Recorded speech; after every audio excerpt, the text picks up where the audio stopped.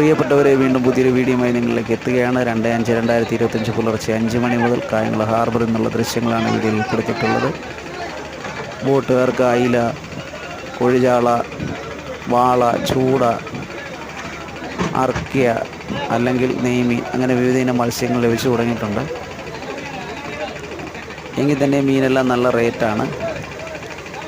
അയില 180 കിലോ, വാള 220, കോഴിചാള 140 എന്നിങ്ങനെയാണ് മീനിൻ്റെ വില ഇന്ന്. ബോട്ടുകാർക്ക് ട്രോളിംഗ് നിരോധനത്തിന് മുന്നോടിയായി ധാരാളം മത്സ്യം ലഭിച്ചു തുടങ്ങും. ഏകദേശം 45 ദിവസമാണ് ട്രോളിംഗ് നിരോധന കാലയളവ്.